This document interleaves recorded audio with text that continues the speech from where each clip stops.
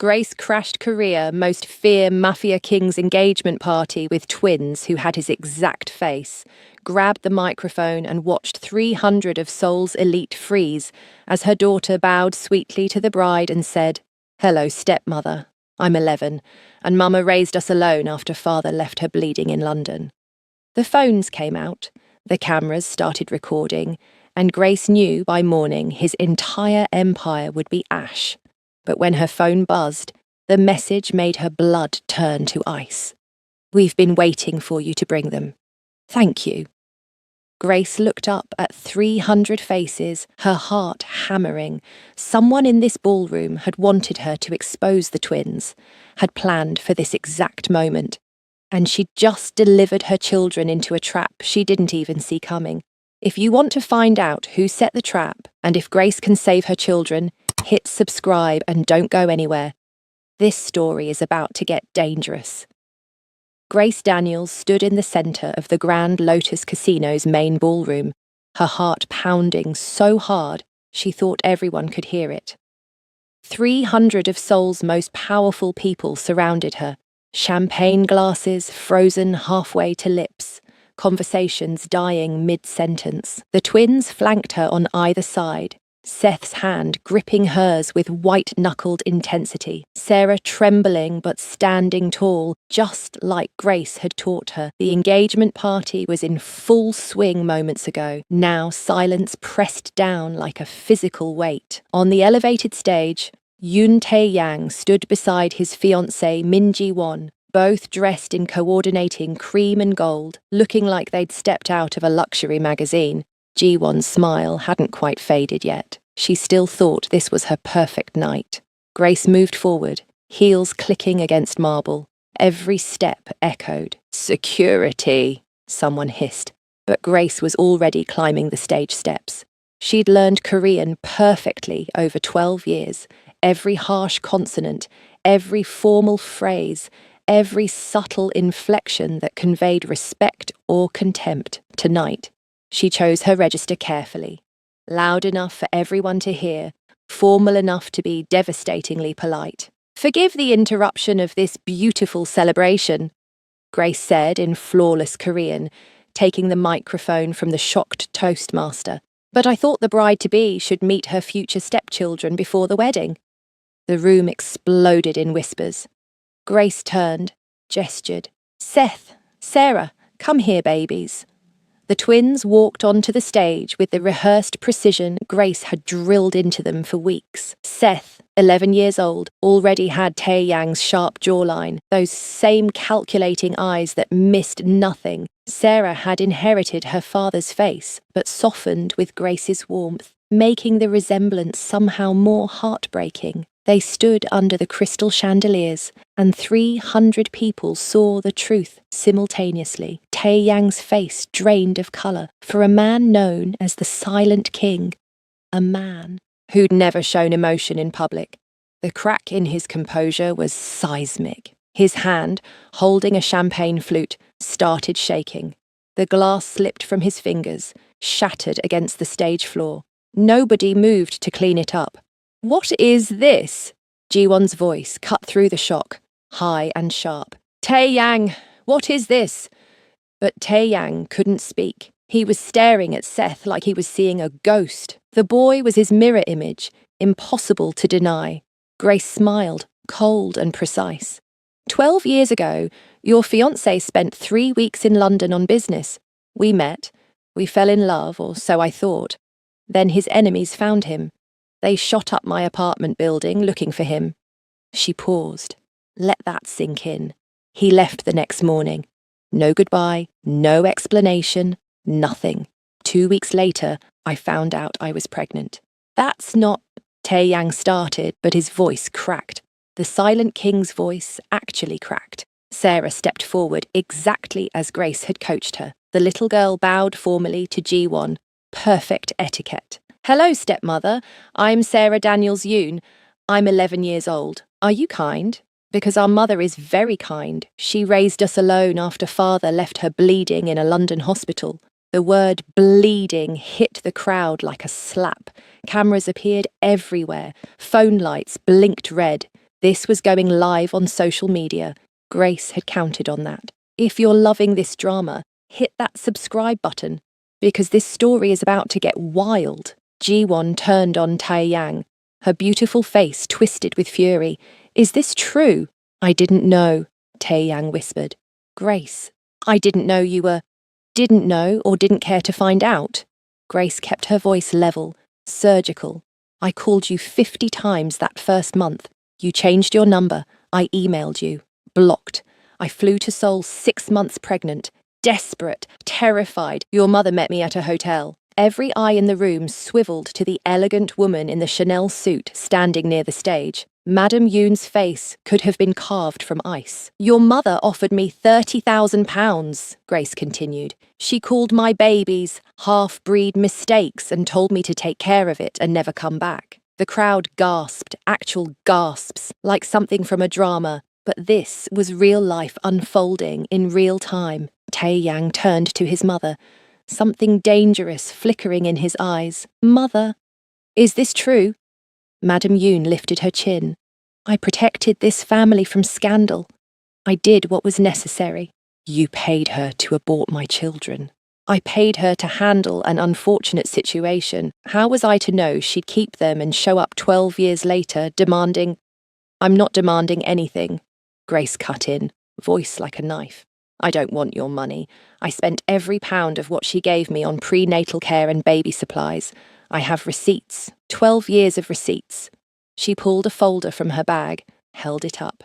Every single penny accounted for. Seth moved beside his mother, addressed the crowd in formal Korean that made several people blink in surprise. A child speaking their language with such precision was unexpected. My mother taught us never to take what we haven't earned. We don't want your money. We wanted one thing, a father. The past tense landed like a bomb. Wanted, not want. Sarah's eyes filled with tears, real ones, not coached. Why didn't you want us, father? What did we do wrong? Tae-yang reached for her instinctively, and Seth moved like lightning, blocking his path. The 11-year-old boy stepped between the silent king and his daughter, fearless. Don't touch her, Seth said quietly. You don't get to comfort her now. You weren't there for 11 years of nightmares. 300 people watched an 11-year-old physically stop South Korea's most feared man, watched Tae-yang freeze, hand outstretched, unable to push past his own son. Ji-won laughed, brittle and sharp. This is insane. Security, remove these people immediately. On what grounds? Grace asked pleasantly. We haven't broken any laws. We're just introducing family to family. Surely you want to know the man you're marrying. A man pushed through the crowd, tall, broad-shouldered, with police commissioner insignia on his dress uniform. Ji-won's father. Commissioner Park took the stage with the easy authority of someone who controlled law enforcement in Seoul. These are serious accusations, Commissioner Park said, looking at Grace with shrewd eyes. Do you have proof these children are his? Grace smiled. She'd been waiting for this. From her bag, she pulled documents. Birth certificates with Yoon Tae-yang listed as father, photographs time-stamped from her pregnancy in London, hospital records, and the pièce de résistance. DNA test results, she said, handing the paper to Commissioner Park. I had it done 5 years ago using Mr. Yoon's publicly available blood sample from the charity drive he participated in, 99.9% match. Brilliant. Legal. Impossible to refute. Commissioner Park read the document, looked at the twins, looked at Tae-yang. His face told the story. He turned to his daughter. Ji-won, did you know about this? Of course not. Ji-won's composure was cracking. Tae-yang, did you know? No, Tae-yang said. And for the first time, emotion leaked into his voice. Pain, raw and real. Grace, I swear I didn't know you were pregnant. How could I? You didn't even know yet. You have to believe. I don't have to believe anything, Grace said softly. You left. That's fact. I was alone. That's fact. Your children grew up without you. That's fact. Whether you knew or not doesn't change what happened. A younger man rushed onto the stage, late 20s, handsome in an understated way that contrasted with Taiyang's sharp edges. He looked concerned, playing the worried brother perfectly. Taiyang, what's going on? Yoon Minjun asked. Who are these people? Uncle, Sarah said brightly, because Grace had taught her about the whole family. I'm Sarah. This is Seth. We're your niece and nephew. Minjun's face did something complicated. Surprise, then calculation, then a smile that didn't reach his eyes. Well, this is unexpected. Welcome to the family. He moved toward the twins, and Grace's instinct screamed something about his energy was wrong. Children, Grace said quietly, stay close to me. Seth had the same instinct. He took Sarah's hand, pulled her back toward their mother. Minjun noticed. His smile widened. Protective. I like that. You'll need that instinct in this family. He leaned closer to Seth, voice dropping. Your mother is very brave, bringing you here. But Seoul can be dangerous for people who don't understand how things work. Seth's eyes narrowed, then, louder, projecting his voice like Grace had taught him. Uncle, did you just threaten us? The room went silent again. Different quality this time. Dangerous. Minjun's face smoothed into innocent confusion. Threaten? No, I was just... Mother, Seth said, turning to Grace. Uncle Minjun just threatened us. He said Seoul is dangerous for people who don't understand how things work. Every phone in the room swiveled toward Minjun. Caught on camera. Recorded. Undeniable. Commissioner Park's face hardened. Mr. Yoon, did you threaten these children? I was giving friendly advice. Save it, Ji-won snapped. She pulled the engagement ring off her finger. 3 carats of flawless diamond that probably cost more than Grace's yearly salary. She didn't hand it to Tae-yang. She threw it at his feet. The ring bounced, skittered across the stage, came to rest near the broken champagne glass. Father, Ji-won said, voice shaking with fury. We're leaving. This family is a circus and I won't be part of it. Ji-won, wait, Commissioner Park started. No. He has secret children, 11-year-old children. His mother paid off their mother. His brother is threatening them at their first family meeting. This is insane. She turned to Tae-yang, and her face was cold. You can't even control your own past. How can you control a future with me? She walked off the stage, heels clicking, back straight. Commissioner Park followed, but not before giving Tae-yang a look that promised consequences. The engagement was over. In less than 10 minutes, Grace had dismantled it completely. Drop a comment below telling me what you think of Grace so far. Is she a hero, or is she going too far? Tae-yang stood alone on the stage now, his mother and brother watching from the side. The party guests were pulling out phones, texting, making calls. Grace could see it happening in real time, the story spreading, the scandal metastasizing. A businessman in an expensive suit approached the stage. Tae-yang, I'm sorry, but the Busan deal is off. My partners can't be associated with this kind of publicity. Another man, younger, apologetic. The casino investors are pulling out.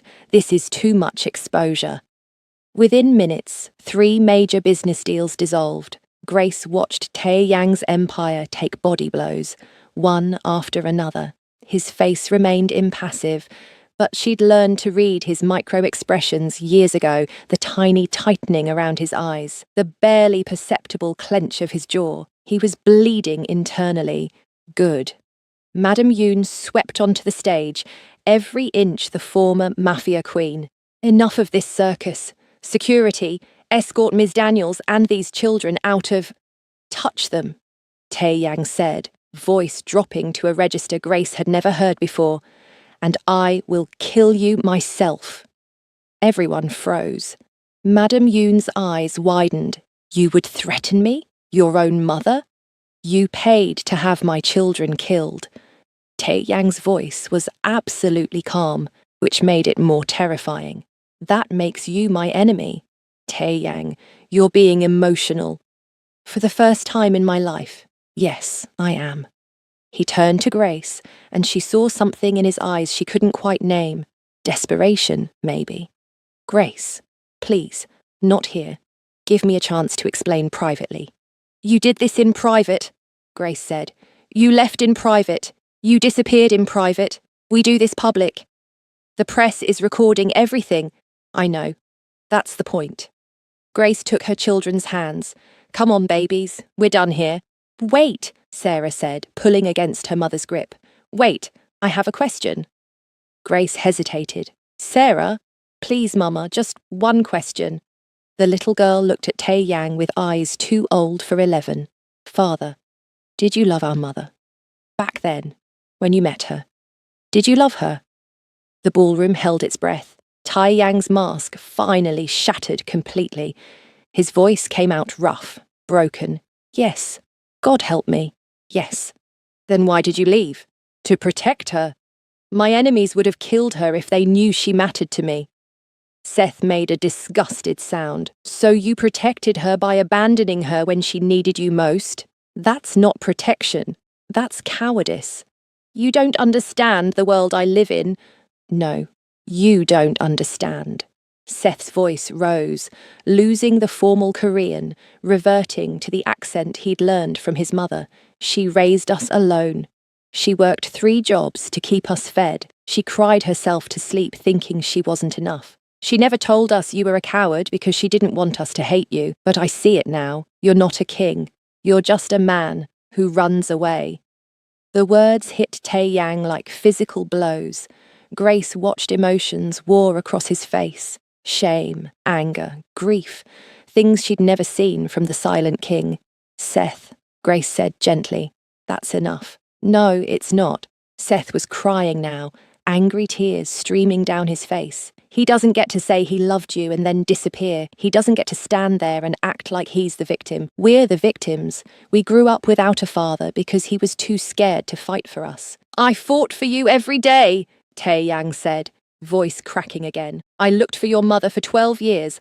I hired private investigators. I searched hospital records. I looked for you starting the day after I left. I didn't know you were pregnant, but I knew I'd made a mistake leaving you. When I couldn't find you, I thought the shooting had killed you, that you died from complications I never knew about.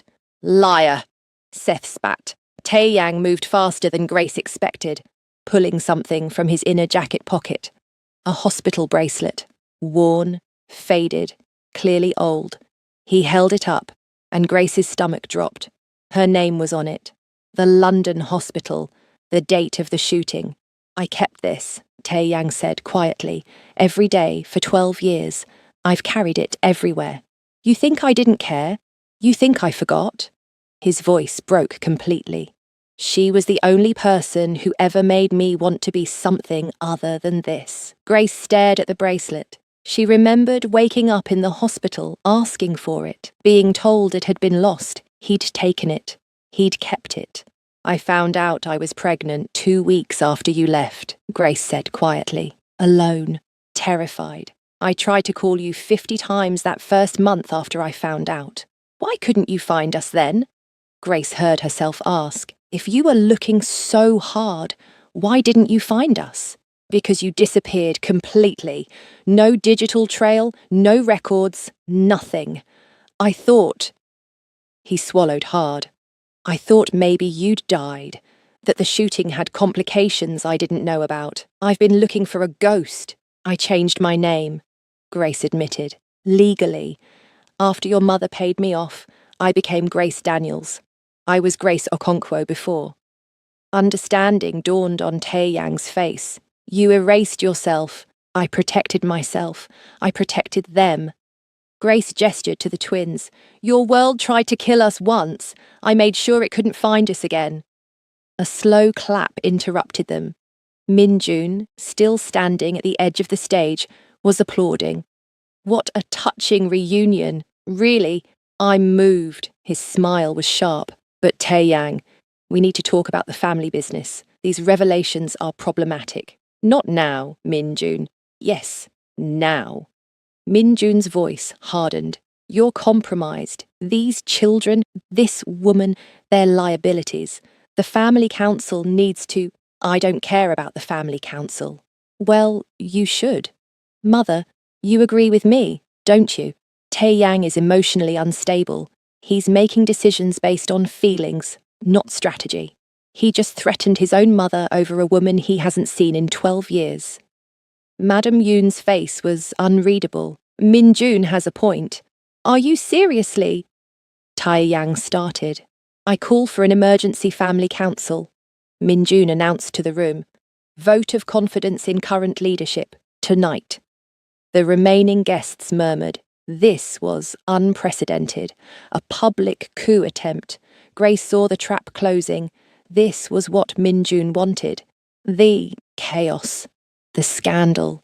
The emotional breakdown. He'd been waiting for his brother to show weakness. But Grace hadn't survived 12 years alone by being naive. Before you vote, Grace said loudly, you might want to know something interesting I discovered. She pulled out her phone, pulled up a file. 12 years ago, the gang that attacked us in London, they knew exactly where to find Tae-yang, knew which apartment, which floor, which night. She looked at Min-jun. I always wondered how they got that information. Min-jun's smile didn't falter. London is a big city. Gangs have networks. They do. So I hired my own investigator, former MI6, very good at following money. Grace swiped through her phone. Want to know what he found? Wire transfer from a Seoul bank to a London criminal organisation, sent 3 days before the attack. The account belonged to a Yoon Min-jun. The silence was absolute. Tae-yang turned to his brother slowly. What is she talking about? She's lying, trying to divide us. I have bank records, Grace said. I have communication logs. I have testimony from one of the gang members who's now in witness protection. He said a Korean man paid them to kill Yoon Tae-yang, said the man wanted it to look like a rival gang hit. Tae-yang's face went blank. Not emotionless, Grace realised. Shut down, like his brain was processing something too big to show externally. Min-jun, he said, voice terrifyingly calm. Did you try to have me killed? Brother, she's manipulating you. Answer the question.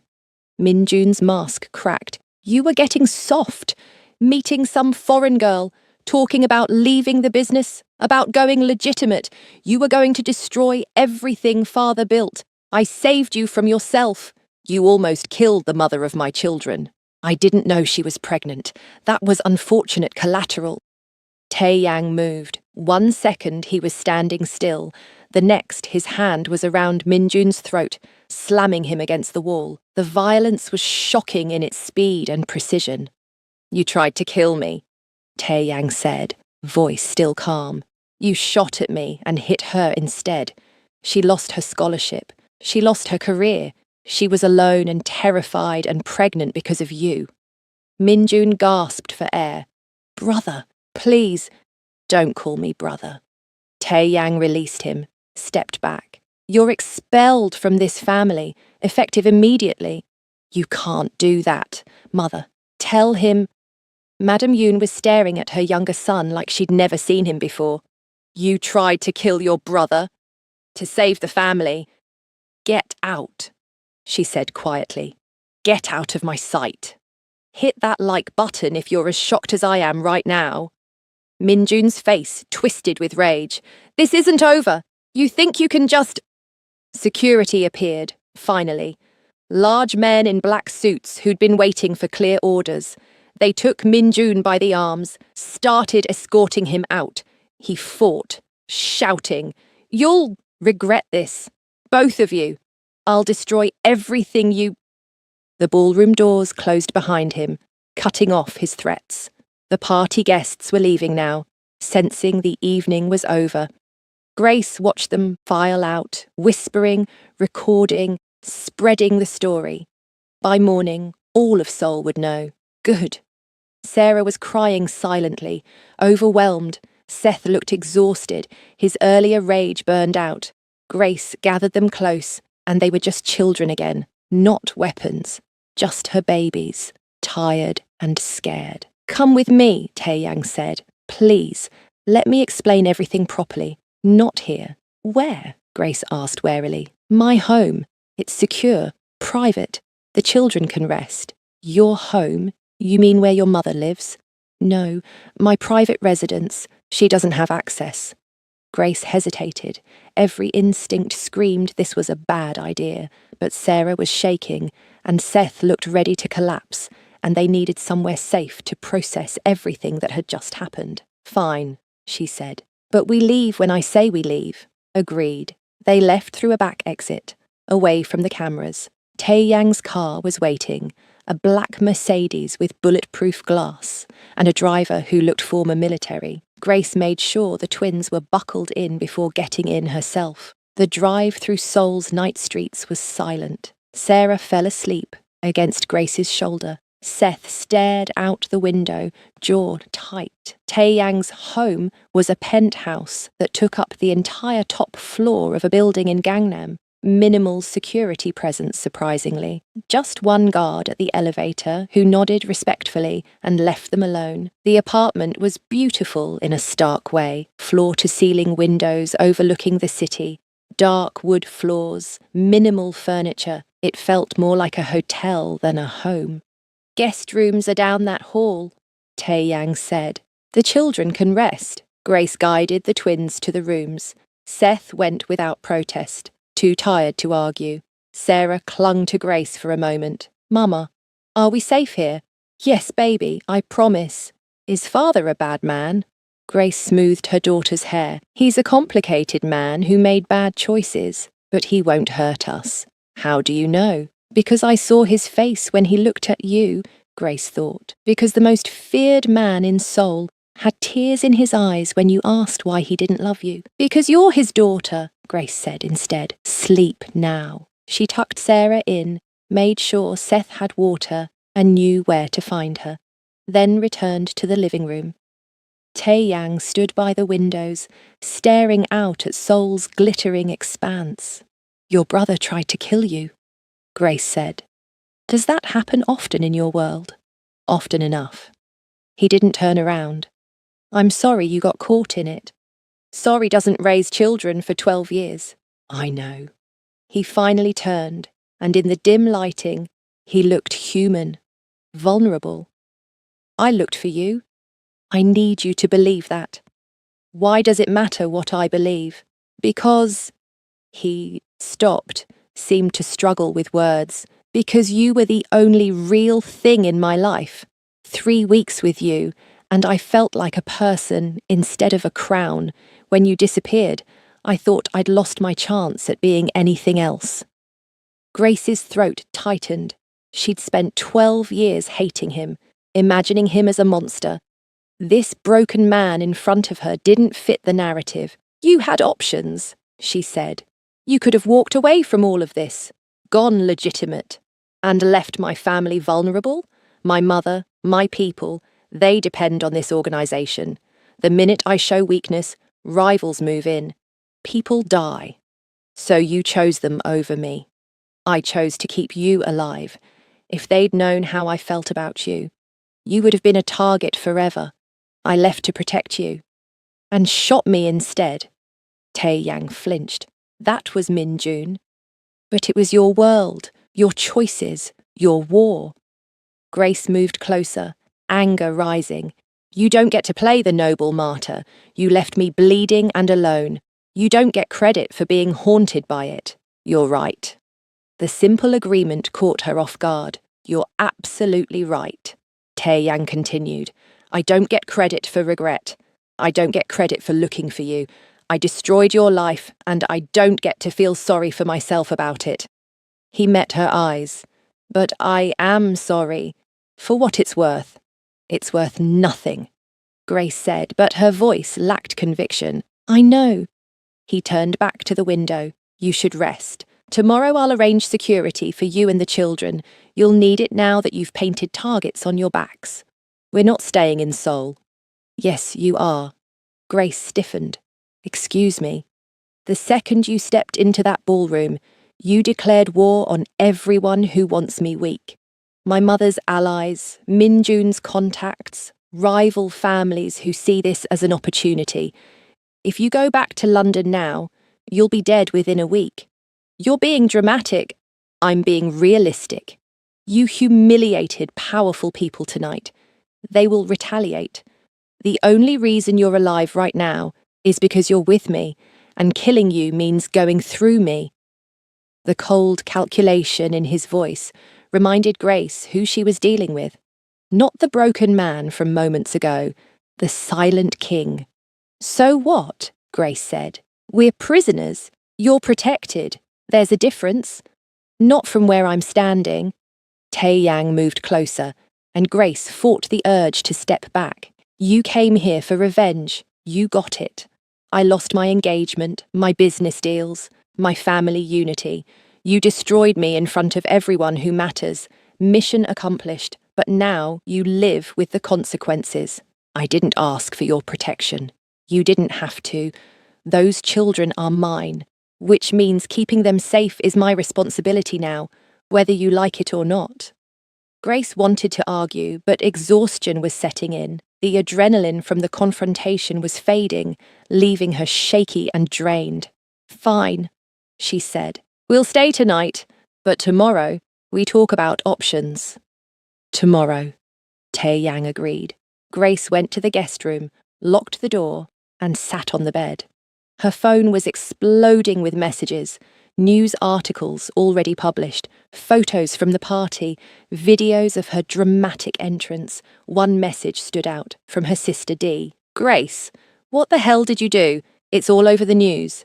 Are you safe? Grace replied, I'm fine. At his place. Long story. The response came immediately. His place? Are you insane?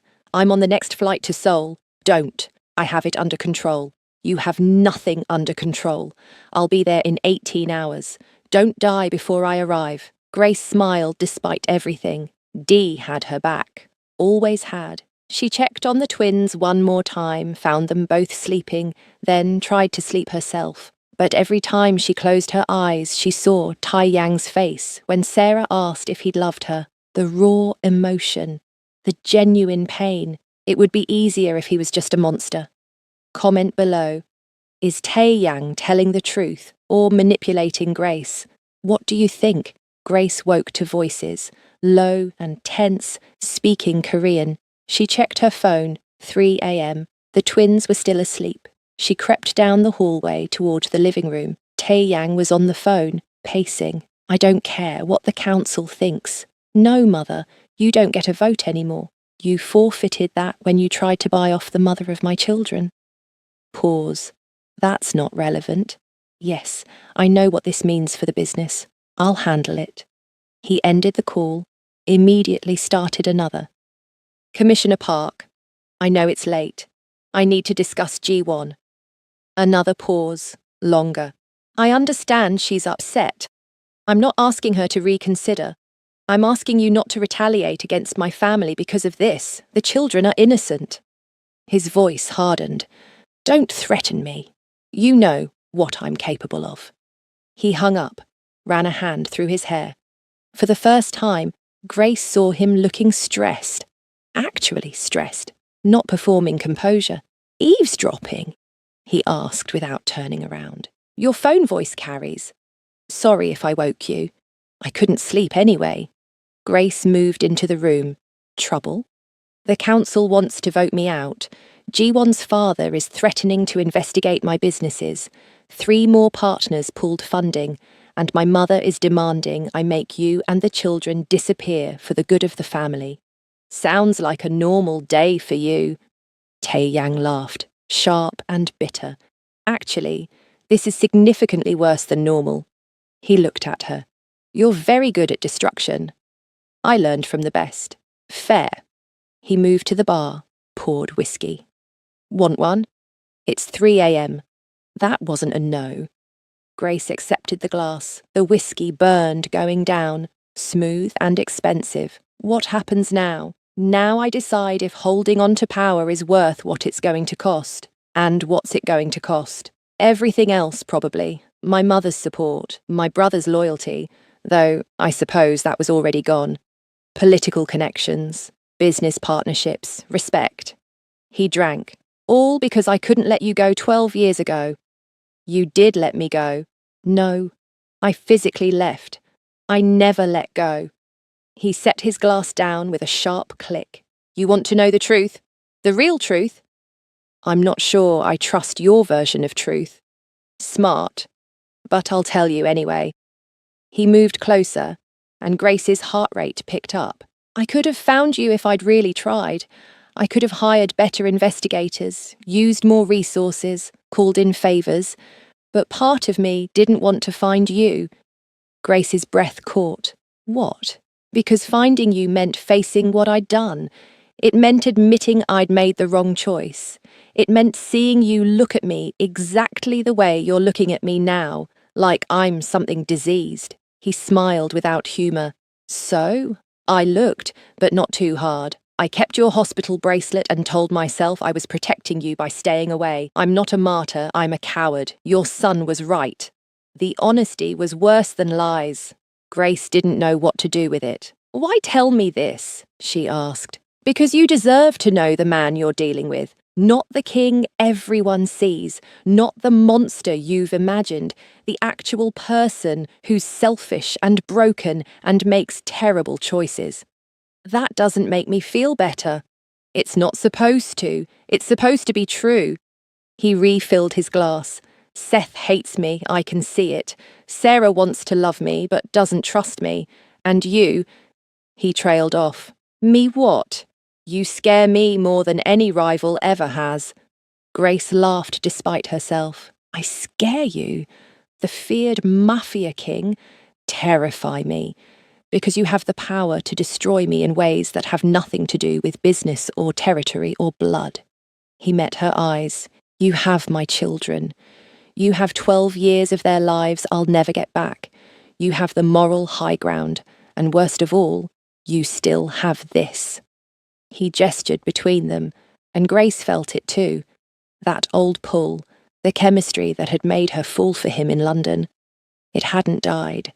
12 years, an ocean of betrayal, and it still hummed between them like a live wire.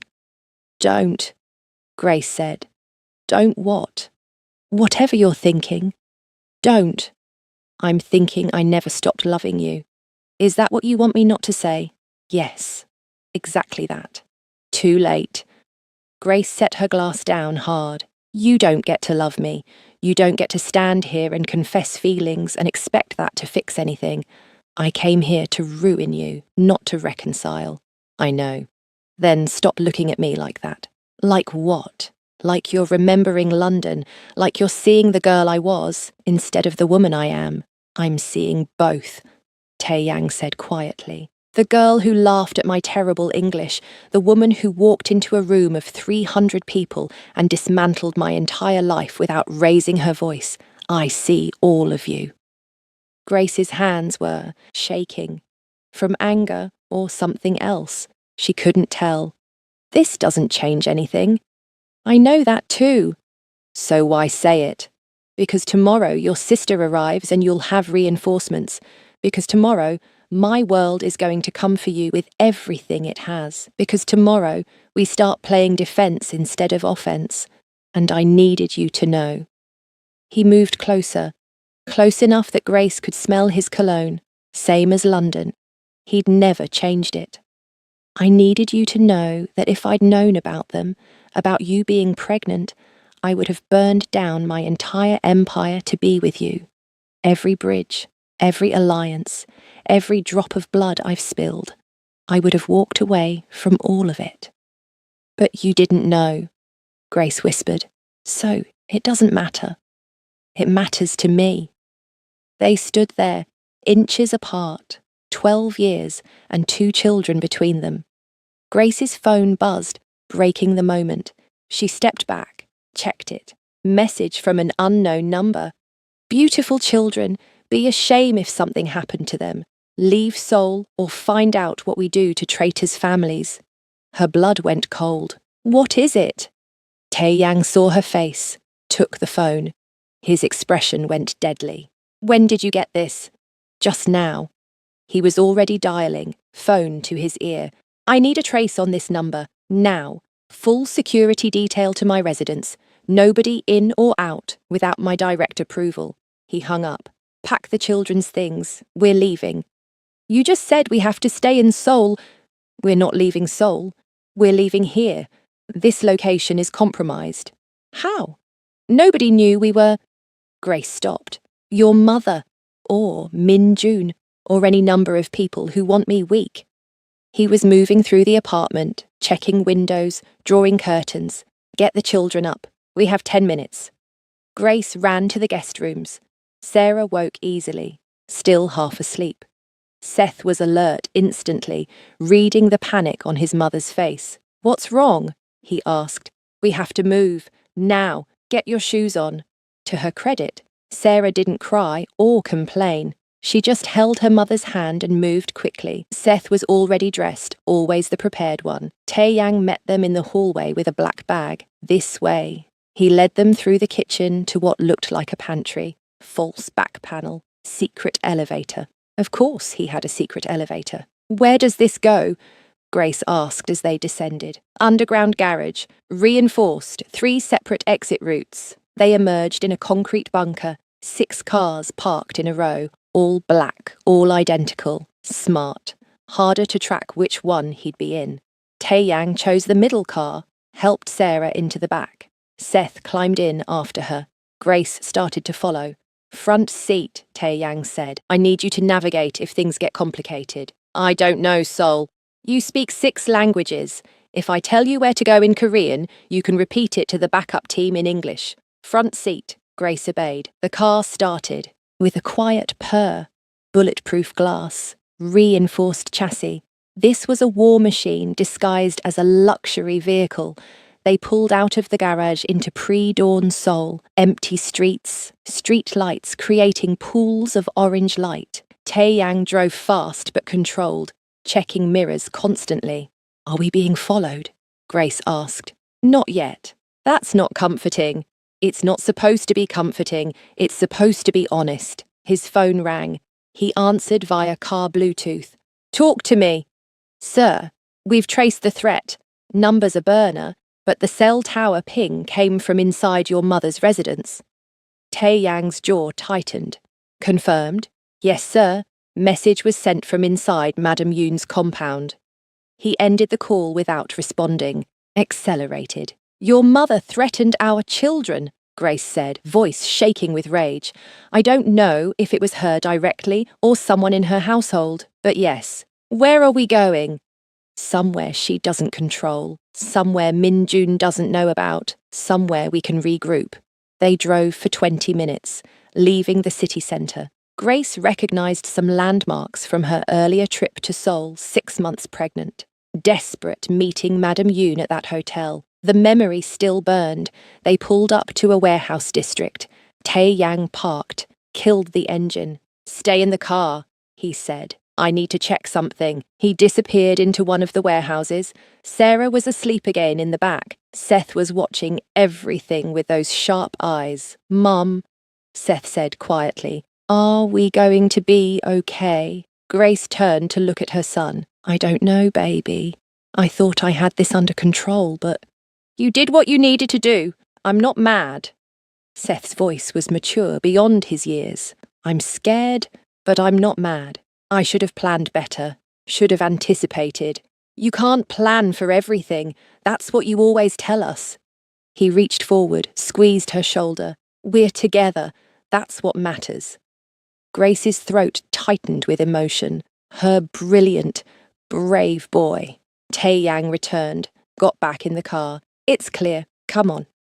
The warehouse was actually a fully furnished safe house. Modern, clean, stocked with food and supplies. Guard station outside, but the interior was homey. How many of these do you have? Grace asked. 7. This is the only one tied to me personally, not the organisation. My mother doesn't know about it. He showed them to bedrooms. Actual bedrooms with clothes in the closets, toiletries in the bathrooms. He'd prepared this place for hiding. Seth and Sarah went to their rooms. Grace lingered in the main living area. Your sister lands in 6 hours, Taeyang said, checking his phone. I'll send a car to get her. How do you know when she lands? I know everything about everyone connected to you. It's called being thorough. It's called being invasive. In my world, they're the same thing. He poured coffee from a machine that looked brand new. You should rest. The children will need you sharp when they wake up. I can't rest. Every time I close my eyes, I see that message. Beautiful children. Grace's voice cracked. They threatened my babies. Our babies. And yes, they did. Which is why that person will be dead by sunrise. The casual way he said it should have horrified Grace. Instead, she felt a dark satisfaction. Good. Taeyang raised an eyebrow. Bloodthirsty. I like it. This is your fault, Grace said, needing to aim her fear at someone. Your world, your family, your choices. My children are in danger because of you. Yes. That's it? Just yes? What do you want me to say? That I'll fix it? I'm trying. That I'm sorry? I am. That I wish I'd never met you so you'd be safe. He set his coffee down. I can't wish that, because then Seth and Sarah wouldn't exist, and they're the best thing I never knew I made. Damn him for saying the right thing. Grace sat heavily on the couch. I was supposed to ruin you and leave. That was the plan. Plans change. I don't want to be here. I don't want to need your protection. I don't want my children caught in a mafia war. I know. Stop saying that. What should I say instead? I don't know. Something that isn't just accepting blame. Fight back. Defend yourself. Give me something to be angry at instead of this. She gestured helplessly. Instead of what? This honesty. This vulnerability. I liked it better when I could hate you completely. Taeyang moved to sit beside her, not touching, but close. You can still hate me. I won't stop you. It's harder now. Because you've seen that I'm human. Because I've seen that you're suffering too, and I'm not petty enough to enjoy that. They sat in silence. Outside, dawn was breaking over Seoul. A new day, new dangers. When your sister gets here, Taeyang said, things are going to move fast. She'll want to take you away from here. The council will make their move. My mother will escalate. We're about to enter the storm. I know. I need you to trust me. Grace laughed bitterly. Trust you, the man who... I know what I am. But right now, I'm the only thing standing between those children and people who see them as leverage. So yes, I need you to trust me, just for a little while. Grace looked at him, really looked, saw the exhaustion in his eyes, the tension in his shoulders, saw a man who'd lost everything overnight and was still fighting. Okay, she said, but the second I think you're using us, you'll destroy me again, I know. I expect nothing less. If you're still watching, drop a subscribe because this story is about to get even crazier. D. Okonkwo arrived at the safe house like a storm system, 6 feet tall, muscular, with the kind of presence that made people step aside. She took one look at the warehouse setup and turned to Grace. You've lost your mind. Nice to see you too, sis. Dee pulled Grace into a hug that lifted her off the ground. Are you okay? Are the babies okay? We're fine. Dee, meet. I know who he is. Dee turned to Taeyang with an expression that could freeze fire. You're the deadbeat. That's one word for it, Taeyang said calmly. I have others. Most of them involve anatomical impossibilities. Dee moved between Taeyang and Grace instinctively. Grace, pack the kids. We're leaving. We can't leave Seoul right now. It's not safe. It's not safe here. This man's family just threatened your children. Which is why we're in his personal safe house that his family doesn't know about, Grace explained. Dee, I know this looks insane. It is insane. You came here for revenge and somehow ended up under his protection. How does that make sense? It doesn't. But it's what we've got. Seth and Sarah emerged from their rooms, drawn by Dee's voice. Sarah squealed with delight. Aunt Dee, Dee's face transformed, all hard edges softening. There's my girl! She scooped Sarah up. And my man Seth. Look at you both, so big. Aunt Dee, we met father, Sarah said excitedly. He's tall. I heard. Also heard he abandoned you for 11 years. Dee, Grace warned. What? I'm just stating facts. Tae-Yang's phone rang. He checked it, frowned. I need to take this. He stepped outside. Dee waited until he was gone. Grace, be honest with me. Are you safe here? I think so. He's got guards, security, and he knows this world better than I do. That's not what I asked. Are you safe? From him? Grace understood what her sister was asking. He's not going to hurt me, or the kids. I'm sure of that much. You were sure of him 12 years ago too. This is different. How? Because now I'm not in love with him. Dee's eyes narrowed. Why did you phrase it like that? Not in love, not I hate him or I'm done with him. You said not in love. Oh God, Grace, no. Tell me you're not falling for him again. I'm not. Grace struggled to find words. It's complicated. It's really not. He left you. End of complication. He thought he was protecting me. And that worked out great, Dee said sarcastically. You got shot, raised twins alone, struggled for 12 years. But sure, he was protecting you. Sarah tugged on Dee's sleeve. Aunt Dee, father cried. When I asked why he didn't love us, he cried. Dee's expression softened. Did he, baby? And he kept Mama's hospital bracelet for 12 years. Doesn't that mean he loved her? Seth made a disgusted sound. It means he felt guilty. Love is action, not souvenirs. When did you get so cynical?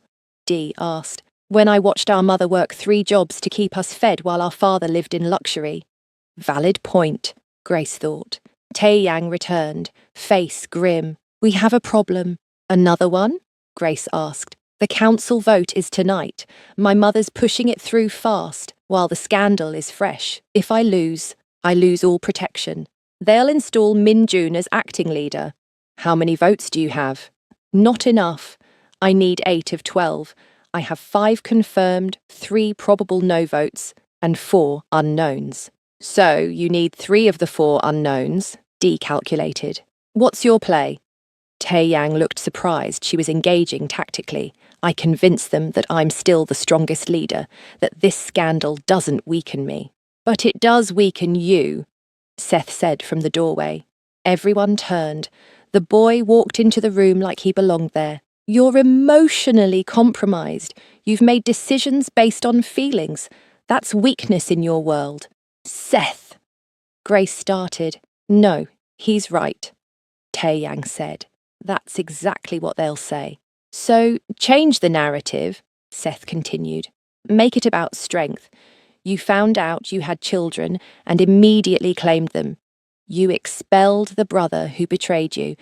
You ended an engagement that was politically convenient but personally empty. You're not compromised. You're decisive. Everyone stared at the 11-year-old. That's... Tae-Yang blinked. That's actually brilliant. I know. I got your strategic mind, unfortunately. Seth crossed his arms. But here's the thing. If you use that angle, you have to fully commit. No hiding us. No keeping us secret. We become assets, not liabilities. Absolutely not, Grace said. I'm not turning my children into political tools. We already are political tools, Mum.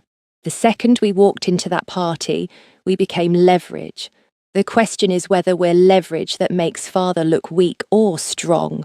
Dee whistled low. Kid's got a point. Whose side are you on? Grace demanded. Whichever side keeps my niece and nephew alive. Right now, that's the side where everyone sees them as protected, not vulnerable. Dee turned to Tae-Yang. What's the plan if you lose the vote? I have resources outside the organisation. Money, properties, contacts. I can keep them safe, but I lose the infrastructure. And if you win, then I use the full weight of the organisation to eliminate every threat. No mercy, no negotiations. I vote for option 2, Dee said. This isn't a democracy, Grace snapped. Actually, it is. Tonight's vote decides everything. Sarah raised her hand like she was in school. Can I say something? Always, baby, Grace said. I think we should help Father win. Grace's heart sank. Sarah, because if he loses, the bad people win. Uncle Minjun tried to kill Father. Grandmother threatened us. If they take over, what happens to us? We leave, we go back to London, and they follow us, Seth said quietly. Mum, you know they will. We're witnesses now. We know too much. The only way we're truly safe is if Father has the power to protect us. Grace looked at her children. When had they become so pragmatic? When had they learned to think like this? They shouldn't have to think like this, she said to Taeyang. They're 11. I know. I'm sorry. Stop apologising and fix it. I'm trying. He checked his watch. The vote is in 6 hours. I need to meet with the unknown council members. Convince them personally. Take the kids, Dee suggested. What? No. Grace moved between Taeyang and the twins. Hear me out. He shows up with his children. Shows he's not hiding them, not ashamed. Shows they're smart, well-raised, an asset to the family. It's a power move. It's using them. It's including them, Seth said. There's a difference. Sarah nodded. I want to help Father. See? Dee spread her hands. Democracy. Grace looked at Taeyang. If I agree to this, you keep them in sight every second. One hint of danger, you get them out. I swear it. And I'm coming too. Grace, that's not... Those are my terms. We do this together or not at all. Taeyang studied her face, then nodded. Together. Grace turned to Dee. You're the getaway driver. Anything goes wrong, you get them out of Seoul. On it. Dee cracked her knuckles. This is either going to be brilliant or catastrophic. Probably both. Seth muttered. 2 hours later, they were in Taeyang's war room. Actual war room, with screens showing various council members' locations, files on each person, strategic analysis. Council member Kim. Taeyang briefed them. 65, old school, values tradition and family. He's one of the unknowns. If we can convince him that the twins represent continuation of bloodline, not scandal, he'll vote yes. What does he care about? Grace asked. Legacy, honour, strength. Then we lead with Seth. Grace turned to her son. You speak to him in Korean. Formal register. Show respect but confidence. Seth nodded. I can do that. Council member Park, Taeyang continued. No relation to the commissioner. 48, ambitious, looks for advantage. She'll vote for whoever benefits her most. What does she want? Dee asked. More territory, control of the southern docks. Can you give her that? If I win the vote, yes. Then that's her price, Grace said. Simple transaction. They went through each council member, strategizing, planning. Sarah sat quietly, listening. She was too young for most of this, but she was trying to help by being present. The first meeting was at a traditional tea house in Bukchon. Council member Kim sat in a private room, waiting. Grace and Taeyang entered with the twins. Kim's eyes widened, seeing the children. So, it's true. Yes, Taeyang said. Allow me to introduce my son, Yoon Seth, and my daughter, Yoon Sarah. Seth bowed with perfect form, spoke in flawless Korean. Honoured elder, thank you for meeting with us. My sister and I know our existence is unexpected, but we hope to prove ourselves worthy of the Yoon name. Kim's face showed surprise, then approval. Your Korean is excellent. Our mother insisted we learn our heritage, Seth replied. Even when Father couldn't be present, she made sure we knew where we came from. Grace watched Kim's face. He was impressed. Good. And you, little one. Kim addressed Sarah. What do you think of all this? Sarah stood, bowed. I think families are complicated, but I love my father and I want to know him. Is that wrong? Not wrong. Honest. Kim turned to Taeyang. These children are well raised. Their mother is remarkable. Yet you left her. I made a terrible mistake. I'm trying to correct it. Kim studied them. The question before the council is whether you're fit to lead, emotionally stable, strategically sound. I understand. Finding out you have children after 12 years would destabilize any man. How do I know you won't make decisions based on emotion instead of logic? Seth stepped forward. May I speak, honoured elder? Kim nodded. Logic and emotion aren't opposites. Seth said carefully. A leader who can't feel is a tyrant. A leader who only feels is a fool. My father is neither. He's a man trying to balance both. That makes him human. And humans build better futures than tyrants or fools. The room went silent. Grace's heart swelled with pride. Kim smiled slowly. You have your father's mind and your mother's heart. A dangerous combination. He turned to Tae Yang. You have my vote. Don't waste it. One down. The next 3 meetings followed similar patterns. Council Member Park negotiated her dock territory and voted yes. Council Member Lee needed assurance that Tae Yang would be strong against rivals. Seth's calm analysis of recent territorial conflicts convinced him. Council Member Choi was the hardest, a woman who'd never liked Tae Yang and saw this as her chance to remove him. Why should I trust a man who didn't even know his own children? Choi demanded. Because he does now, Grace said quietly. It was the first time she'd spoken in these meetings, and he's fighting to protect them. That's not weakness. That's what every parent does. You defend him after what he did to you? I'm not defending what he did 12 years ago. I'm defending what he's trying to do now. There's a difference. Choi studied Grace with sharp eyes. You're either very forgiving or very foolish. I'm neither. I'm practical. My children are in danger because I brought them into this world. Now I'm doing everything I can to keep them safe, including working with a man I have every reason to hate. And if he betrays you again, then I'll destroy him again, more thoroughly this time. Choi laughed, sharp and genuine. I like you. Fine. You have my vote. But Tae Yang, if you fail these children, I'll vote you out myself. Fair enough. They had 8 votes now, enough to win. But when they returned to the safe house, Dee was waiting with bad news. Minjun knows where you are. How? Tae Yang demanded. Followed one of the council members here. He's got people surrounding the building, not attacking, just watching, waiting. For what? For the vote. If you win, they retreat. If you lose... Dee didn't finish. Sarah grabbed Grace's hand. Mama, I'm scared. I know, baby. Me too. Seth was at the window, looking out at the street. How many of them? 12 that I counted, Dee said. Could be more. We have 6 guards, Tae Yang said. Not enough if they push. So, we leave, Grace said. Go somewhere else. If we run now, I look weak. The vote is in 2 hours. I need to show strength. Strength doesn't matter if you're dead. Death is just another kind of weakness. Grace wanted to scream at his mafia logic, but Seth spoke first. What if we change the location? The boy suggested. Move the vote somewhere Minjun can't control, somewhere public. The council meets in private, but there's no rule it has to be private, right? It's just tradition. Seth was thinking out loud. What if you called an emergency public council, made it transparent, showed everyone you're not hiding? That's never been done.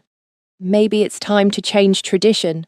Tae Yang looked at his son with something like wonder. You really do have my mind. And I hate it, Seth said. But right now, it's useful. 40 minutes later, Tae Yang was making calls. The council members resisted at first, but when he explained the situation, that Min Jun's men were surrounding his location, that this was already a siege whether they acknowledged it or not, most agreed. The vote would happen at the Grand Lotus Casino, the same ballroom where Grace had destroyed Tae Yang's engagement. Public transparent, unavoidable. "This is insane," one council member said over the phone. "This is survival," Tae Yang replied. They arrived at the casino with 15 minutes to spare. Press was already there, summoned by an anonymous tip. Grace suspected D. The ballroom filled with council members, their advisors, security, and curious onlookers who'd heard rumours. Madam Yoon sat in the front row, face carved from ice. Minjun stood beside her, smiling like he'd already won. Grace kept the twins close. Sarah was shaking. Seth was eerily calm. The council chairman called the meeting to order. "We are here to vote on the fitness of Yoon Tae-yang to continue as leader of this organisation. The charges against him are emotional instability, poor judgment, and bringing scandal upon the family." "I'd like to address those charges," Tae-yang said, standing. "You'll have your turn. No, now." His voice cut through the room. "You say I'm emotionally unstable. I say I'm human. I found out I have children. Children I didn't know existed because my own mother paid their mother to disappear. Yes, I felt emotion. But I also acted decisively. I expelled the brother who betrayed me. I ended a political engagement that served the organisation but not my integrity. I claimed my children publicly and immediately." He gestured to Seth and Sarah. "You see scandal. I see the future. My son has already shown strategic brilliance that rivals my own. My daughter has emotional intelligence this organisation desperately needs. They are assets, not liabilities. They're illegitimate," someone called out. "They're mine," Tae Yang roared. The room flinched. Grace had never heard him yell. "And I will not allow anyone, council member or not, to disrespect them. If that's instability, then vote me out. But know this, I am the strongest leader you've ever had. And if you replace me with someone who tried to murder me, you'll deserve the weakness that follows." Silence. Then Council Member Kim stood. "I vote to retain Yoon Tae-yang as leader." One by one, the votes came. 8 yes, 3 no, 1 abstention. Tae-yang had won. Minjun's face went purple. "This is a mistake. He's compromised. The vote is decided," the chairman said. "This matter is closed." Madam Yoon stood slowly. She looked at Tae-yang, at Grace, at the twins. Something passed over her face. Not quite regret, not quite acceptance, but acknowledgement. "I underestimated you," she said to Grace. "Most people do. My son chose well 12 years ago. I should have trusted that." "You should have," Grace agreed, "but you didn't. So now we're here." "Indeed." Madam Yoon turned to the twins. "Sarah, Seth, I owe you an apology." Sarah stepped forward bravely. "You called us mistakes. I was wrong. You're not mistakes. You're miracles. And I'm sorry I couldn't see that immediately. It wasn't enough. One apology couldn't fix the damage, but it was a start." Seth remained cold. Actions matter more than apologies. "Smart boy." Madam Yoon actually smiled. "Very well. I'll prove it through actions." Minjun made a disgusted sound and stormed out. Half his supporters followed. The other half stayed, reading the room, choosing the winning side. The crowd dispersed slowly. Press shouted questions. Tae-yang ignored them, moved to his family. "You did it," Grace said. "We did it." He looked at Seth. "Your strategy worked. Don't expect me to keep helping you." "I won't, but thank you." Seth nodded stiffly, then went to his sister. Grace and Tae-yang stood there, in the same ballroom where this had all started 24 hours ago. Everything had changed. Nothing had changed. "What happens now?" Grace asked. "Now I consolidate power, remove Minjun's remaining influence, strengthen defences, make sure you and the children are protected. And then we figure out what this is."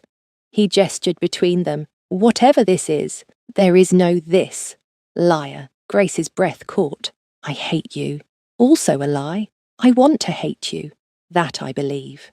They stood too close, the air between them crackling with 12 years of pain and something else, something dangerous. Don't, Grace whispered. Don't what? Don't make me feel this. Feel what? Hope.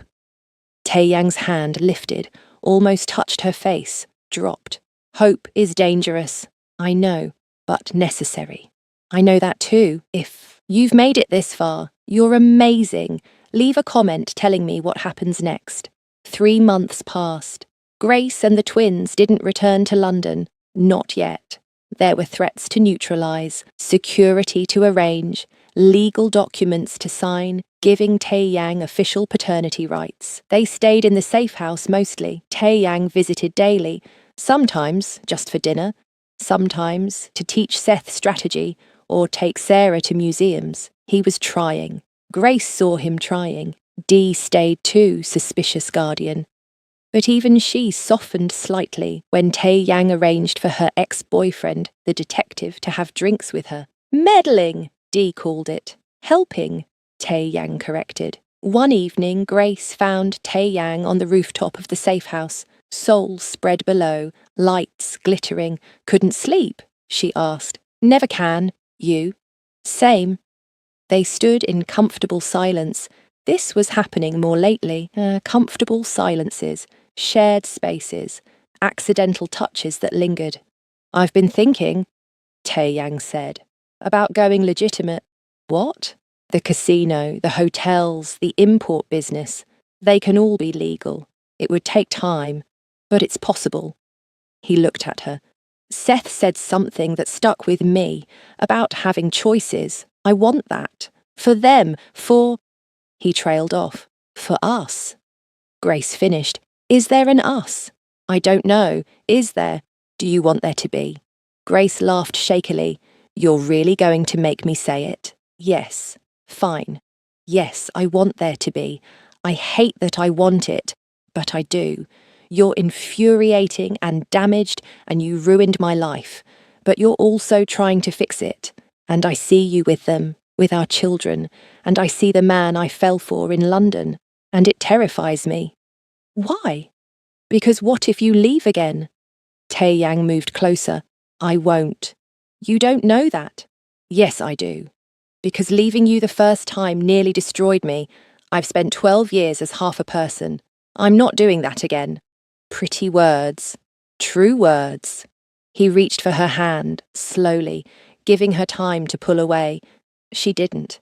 I know I don't deserve another chance. I know I should just be grateful you let me know my children. But I'm selfish. I want more. I want you. I want us. I want to be the family we should have been 12 years ago. That's a lot of wants. Tell me to leave and I will. Tell me you can never forgive me and I'll accept it. But tell me the truth. Grace looked up at him.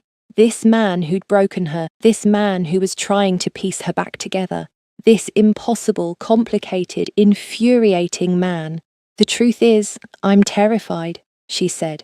The truth is, I don't trust you completely. The truth is, I probably never will. Okay, but the truth is also that I want to try. I want to see if we can build something real. Not the fantasy from London, something honest and hard and real. I'll take it. It won't be easy.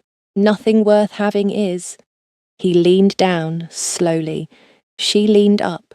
When their lips met, it felt like coming home and stepping off a cliff simultaneously, terrifying, perfect. They broke apart, and Grace laughed, shaky.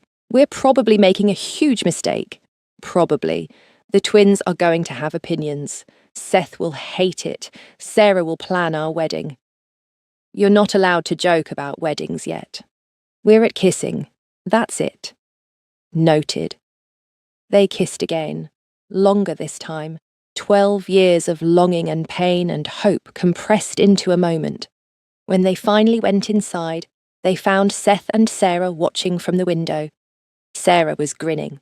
Seth looked resigned. I knew it, Sarah said. We're doomed, Seth muttered. Probably, Grace agreed. But we're doomed together. 6 months later, Grace stood in her new apartment in Seoul. Not Taeyang's place. her own, but close enough that he could visit daily, that the twins could go between both homes easily. They weren't married, weren't even officially together in any public way, but they were trying. Family dinners, weekend trips, therapy, both individual and together, working through 12 years of damage slowly, carefully. Taeyang had started the process of legitimizing his businesses. It would take years, but he'd committed for the children, for Grace, for himself. Madame Yoon had actually apologized properly to both twins and Grace. She was trying to build relationships with her grandchildren. It was awkward, but it was something. Minjun was gone, exiled from the family, last heard running a small operation in Thailand. No one missed him. Dee had reconciled with her detective and was splitting time between London and Seoul. Just visiting, she insisted, but she'd looked at apartments. And Grace? Grace was learning to trust again, learning to hope, learning that sometimes the person who breaks you can be part of putting you back together if everyone involved is willing to do the work. It wasn't a fairy tale. It was messy and complicated and sometimes painful, but it was real. Seth walked into the room, school uniform neat. "Mum, I'm going to be late." "Father's driving you today," Grace said. "Great. He'll lecture me about strategy again. He's trying to connect." "I know. It's annoying." But Seth smiled slightly, and Grace knew her son was softening, slowly, in his own time. Sarah bounded in, backpack flying. "Is father here yet? He promised to take me for ice cream after school. He'll be here. I love that we live close to him now. It's like having a real family. We've always been a real family, baby." "I know, but it's bigger now. Better." The doorbell rang. Sarah ran to answer it. Taeyang stood there in a business suit, looking every inch the legitimate businessman he was becoming. "Ready?" he asked the twins. "Yeah," Seth said, grabbing his bag. Sarah hugged Taeyang. "Ready, Daddy." Daddy. She'd started calling him that a month ago. It broke him every time. Taeyang looked at Grace over the children's heads. "Dinner. Tonight? Your place or mine?" "Yours. I'll cook." "You can't cook." "I'll bring food and pretend to cook." "Better." He smiled, and it was genuine, real, the kind of smile that reminded Grace why she'd fallen for him in the first place. After they left, Grace sat at her piano, the one Taeyang had bought her. Her shoulder still ached sometimes, but she could play now, not professionally, but enough. She played the lullaby she'd written for the twins when they were babies, the one Taeyang had learned to sing. Outside, Seoul hummed with life. Somewhere, her children were learning and growing. Somewhere, a man who'd broken her heart was learning to deserve a second chance. And Grace was learning that some stories don't have neat endings. They have continuing chapters, messy middles, uncertain futures, but they also have hope. And sometimes that's enough. If you made it to the end of this journey, thank you for watching. Hit that subscribe button, leave a comment telling me what you thought, and let me know what story you want to see next. Until next time, remember, even the most broken things can be made whole again. It just takes time, forgiveness, and two people willing to fight for it.